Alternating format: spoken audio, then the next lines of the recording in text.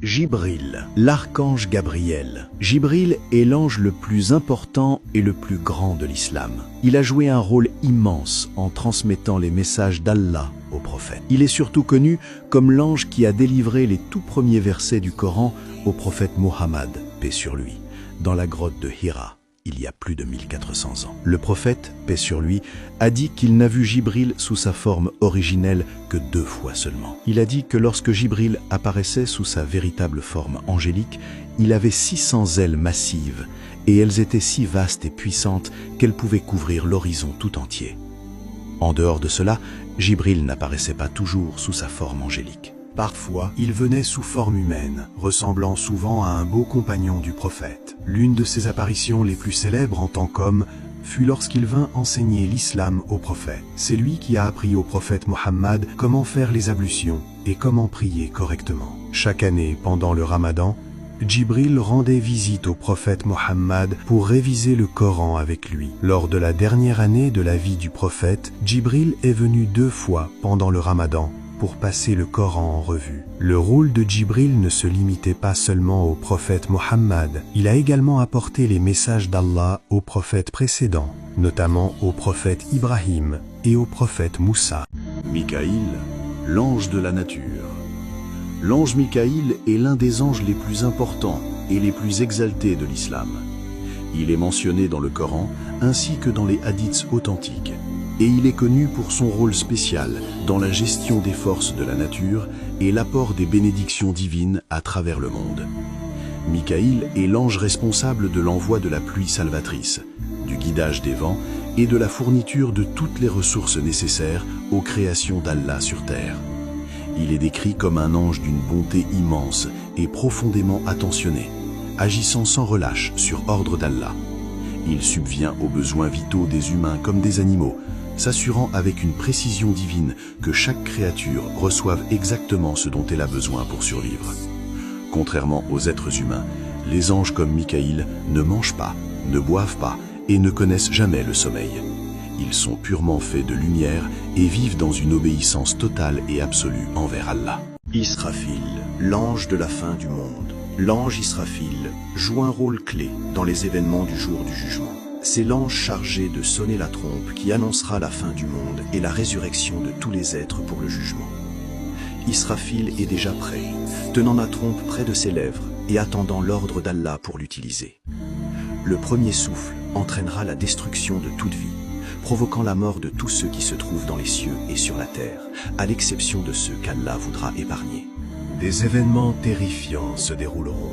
La terre tremblera sous d'énormes séismes, les montagnes s'effondreront, les océans déborderont et les cieux se déchireront. Les étoiles perdront leur lumière et les cieux s'écrouleront. Après un temps connu d'Allah seul, Israfil sonnera la trompe une seconde fois, signalant la résurrection de tous les peuples. Du premier au dernier, tout le monde sera ramené à la vie et rassemblé pour se tenir devant Allah pour le jugement. Dans un hadith authentique, le prophète Muhammad, paix sur lui, a dit « Comment puis-je me reposer alors que l'ange chargé de la trompe, l'a porté à sa bouche, est prêt à sonner et attend simplement l'ordre d'Allah ?»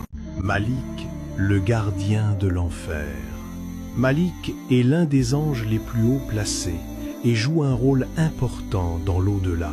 Malik est mentionné dans le Coran comme le gardien de l'enfer, où lui et ses compagnons anges veillent à ce que le châtiment des injustes soit exécuté selon la volonté d'Allah.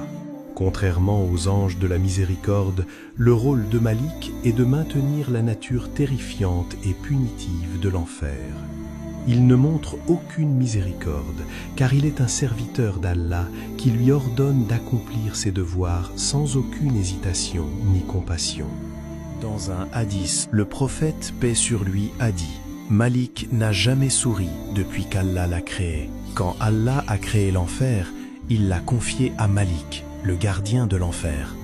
Malik l'a regardé et a vu qu'il était rempli de rage et de fureur. Il n'a plus souri depuis ce jour-là. » Munkar et Nakir, les anges qui vous interrogeront dans la tombe. Munkar et Nakir sont 2 anges en islam qui ont pour rôle spécial d'interroger les défunts dans leur tombe.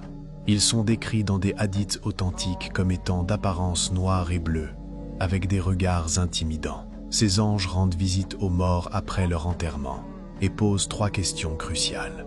Qui est ton Seigneur? Quelle est ta religion? Et qui est ton prophète? Si la personne est un vrai croyant, elle dira avec assurance: Allah est mon Seigneur, l'Islam est ma religion, et le prophète Muhammad est le messager. Une fois les bonnes réponses données, leur tombe sera élargie et remplie de lumière, offrant la paix jusqu'au jour du jugement. Cependant, si la personne était hypocrite ou avait une foi faible, elle ne parviendra pas à répondre correctement. Dans ce cas, Munkar et Nakir répondront en disant « Nous savions que tu dirais cela ». La tombe se resserrera alors sur lui, provoquant un grand malaise et restera dans le tourment jusqu'au jour de la résurrection. Rakib et Atid sont 2 autres anges en islam qui ont des fonctions spéciales. Ils sont mentionnés dans le Coran et les hadiths et sont responsables de l'enregistrement des bonnes et des mauvaises actions d'une personne. Rakib est l'ange chargé d'enregistrer les bonnes actions, tandis qu'Atid enregistre les mauvaises. Ces 2 anges sont présents auprès de chaque individu tout au long de sa vie entière, surveillant ses moindres faits et gestes de très près. Ils ne quittent jamais une personne, pas même pour un seul instant. Dans le Coran, Allah nous dit que chaque personne est accompagnée de 2 anges, l'un sur sa droite et l'autre sur sa gauche, qui sont toujours présents. Rakib se tient sur le côté droit pour enregistrer les bonnes actions, tandis qu'Atid se trouve sur le côté gauche pour noter chaque mauvaise action commise. Rien n'échappe à leur plume. Chaque mot et chaque acte est immortalisé dans votre registre. L'ange de la mort, ou Malak al-Maut en arabe. En islam, l'ange de la mort est responsable de prendre les âmes des défunts lorsque leur temps sur terre est terminé. Cet ange accomplit la volonté d'Allah en guidant doucement chaque âme vers l'au-delà. Le nom de l'ange de la mort est largement supposé être Azraïl, mais il est important de noter que ce nom n'est mentionné ni dans le Coran ni dans les enseignements authentiques du prophète Muhammad, que la paix et les bénédictions soient sur lui. Ce nom se trouve dans certains rapports.